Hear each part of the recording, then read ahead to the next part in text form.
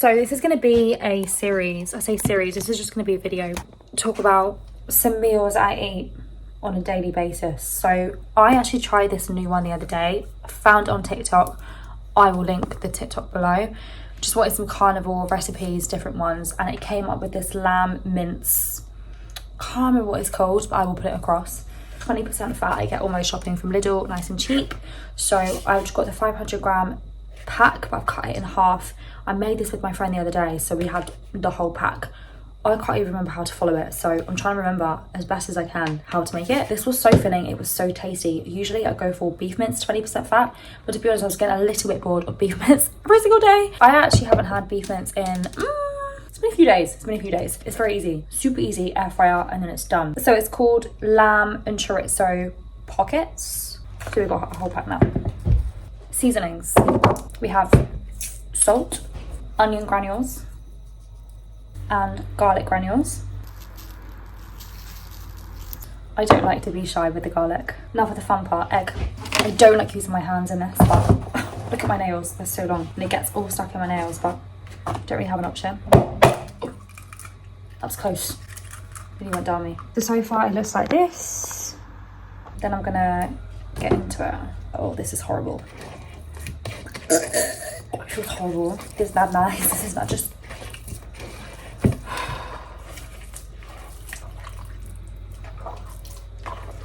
This is horrible. It's just food, Sam. It's just fucking food. Anyone would think I should be vegan, right?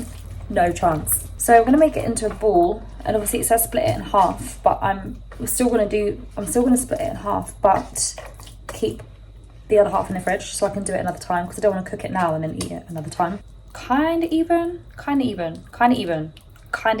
So this time you need to lay it flat on the baking paper. This is when you're gonna do the magic. Preparation's a bit, it's really not great. It's not my favorite. I think I should probably wear gloves next time or something. I don't even like cutting chicken because it's just the texture of it on my hands. It's just not nice. I did this the other day with my friend and I flattened it really, really well. I flattened it better than he did. If I say so myself, it took his ages to cook. So because mine was flat enough, it was perfect. It wasn't too thick. Now for the fun part, the decoration. So I have chorizo. People would say it's processed. It probably is processed, but it's better than eating shitloads of carbs. Do you know what I'm saying? Most of my diet consists of beef mince, 20% fat, and eggs, and cheese here and there. I'm actually a bit bored of cheese. I allow myself things like this here and there. So here I am, going to put on the chorizo. I'm not going to be shy with this. Going to make sure it's nice and covered. Put 2 more on. That should have really gone over there, but there we go. There you are. Right, nice. Okay, that's that. And then in terms of the cheese, I saw this cheese the other day in Lidl. British chili grated cheese. 2 grams of carbs, 7 grams of protein. So again, pretty carnivore. It's gonna have to be nice. No good. I had this cheese the other day. It doesn't taste that much chili. Like, you can see some of the specks on the cheese where it's got a bit of chili. Can you see that? The little red thing? It's not enough to be like, it says it's medium spice, but it's, listen, I'm not good with spice. It's not medium spice, I can tell you. It just tastes like normal cheese, to be honest. I'm not going to be shy with the cheese. However, I have already had cheese in my eggs today, so I don't want to kind of overload it. That might be all right for today. We fold this in half. I mean, I can't do this and record at the same time, but we're going to try and give it a go. I'm going to concentrate more. I can't. I'm going to use the cake. I didn't want that to go everywhere, so now we flatten it. And this is the most important part, because if this is too thick, it's not going to cook properly. And then now you're going to ever so smoothly and gently unfold it. Here you go. Look at that. Lovely. This should sit in the center of the paper. Kind of doesn't. However, what I'm going to do is I'm going to trim it with scissors, and then we're going to shove it in the air fryer. Air fry 180, hold up, 180 degrees for 20, we'll do like 17 minutes, see how we get on. Again, like I said, you can sprinkle some stuff on if you want to. I'm personally not. Just going to make sure that it's tucked, because I always get concerned the paper's gonna burn. Boom. Start. And there we go. That's one of my meals. New meals as well. While that is cooking, I'm going to go through something. And that's something that I want to talk about is hunger. Now, we are led to believe that hunger is a discipline problem. That something is wrong with our bodies. If you're dieting properly, then you should feel hungry. And I've been there. Listen, I've come from a background of bodybuilding where I was put on 1,000 calories, if not less. I felt like I was eating dust at one point. So that's what we're told. We're told that hunger is a good thing. It means that something is working, your body is working, you are losing fat, right? That's what we're told. No one ever actually explained what hunger actually was. Hunger isn't a flaw, it's a signal. And that signal is when hunger comes, it tells you that something is missing within your body. It tells you that you are undernourished. And it doesn't respond to motivation, it doesn't respond to willpower. And appetite is regulated by hormones that respond to your nutrient intake. This includes protein, this includes fat. When those needs aren't met, hunger just doesn't disappear, it actually escalates, makes things worse. So why ignoring hunger makes things worse? Let's think about it.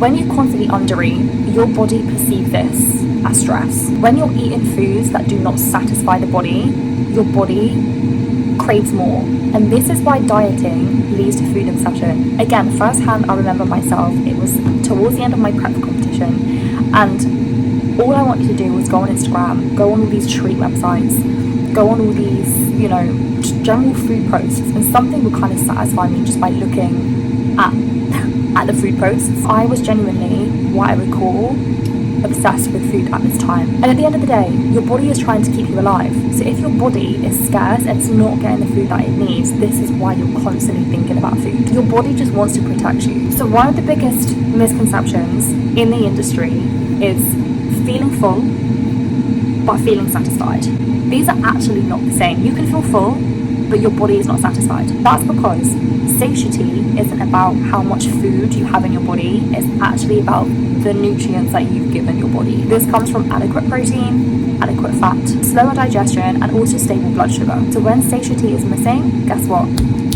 Your hunger signals come back, even if you've just eaten. This links to when I was prepping, or even not when you're prepping, just if you're under eating generally, and you have a meal but you're constantly thinking about the next meal. It's like the food hasn't touched the sides because you're not getting the nutrients that your body actually needs. So why hunger turns into food noise? This is where a lot of people get confused. When hunger is ignored or it's never fully resolved, this leads to food noise. Food noise is when you're thinking about food all day, planning your next meal constantly, and craving things even when you're eating. Pretty much the things that I've literally just covered. That is not lack of control, that is your nervous system staying alert because it doesn't feel safe. So discipline versus regulation. Discipline tells you to override hunger. Regulation happens when hunger doesn't need to shout. You can't discipline your way into regulation, but you can regulate hunger by eating enough foods that satisfy you and reducing your stress signals.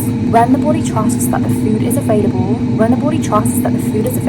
and it's adequate, then that hunger dies down. The thing is, for me, I feel like I actually started noticing a difference when I stopped treating hunger as an enemy. I actually saw it as, okay, what does my body need right now? Because now, if I was on a journey to lose weight, knowing what I know now, I know that the most important thing is to feel full. And how to feel full is to eat the right things. High fat, high protein, these keep you full. So naturally over time, because I wasn't feeling full, I started eating less meals. Now this is another video that I will go into, but just because you're eating less meals doesn't mean you're not getting enough calories. Calories are another topic. Your body doesn't really respond to calories, it actually responds to nutrients. So you can actually eat less calories, but you could be more satisfied on a nutrient level. And then also food just stopped becoming an obsession. So I don't even really think about food like that. You know, before I would crave things, I would have the chocolates, your sweets, all of that. I would still want more, but now I eat twice a day, 3 times sometimes at the most, depending on what I've done. Like if I've trained, I might feel a little bit more hungry. But all in all, I just don't have that food obsession like I did before. So if you are being or feeling hungry all the time, it doesn't mean that you are undisciplined. It just means that your needs are not being met the way that they need to be met. And that's okay. Think of it as though hunger is information. It's not that you're failing anything. Once you stop fighting it, that is when the magic happens. That is when you can really be in tune with your body. You can actually start to understand and love your body and give it what it needs. So I would say that is pretty much done. This is super juicy, so you have to be careful how you take it out. It's not bad. So this is how it looks when it comes out. Obviously loads of juice, but I'm just going to cut it in half so you guys can see. This is the moment it's not fucking cooked, but I think it actually is. I don't like red lamb, so it's actually calm. So yeah, that is exactly how it should look. Oh, how it should look. I think you can see a little bit clearer now. So yeah, see inside. I'm gonna try and make it look like half decent on a plate, but I don't know if that's gonna happen. I actually find this so funny because I've just put it on another plate just to make it look somewhat aesthetically pleasing. Lamb, I don't even know what it's called. What's it called again? Carnivore and lamb cheese pockets. Look at that. Absolutely divine. That, my friends, is one of my new carnivore meals. In terms of calories and macros, I haven't even looked at it. However, for those of you that are interested, I will put it on the screen here so you can have a look. This is absolutely delicious. I'm going to send this to my friend. Yeah. So how easy was that? 20 minutes in the air fryer, 5 minutes preparation. Could have done with another 2 minutes or so, but it's okay. I can pick it up and eat it as well. I hope you try this as well. Credit to the guy who did this on TikTok. And in fairness, you can literally fill this with whatever you want. You can fill it with pepperoni instead, or pepperoni and chorizo. You can even put chicken in it if you want to. I don't know, just mix it up. Experiment. But so far, this is great. Oh my god, it's so juicy. What the hell? Raw. Oh, it's so good. I just will never go back to eating carbs again, ever.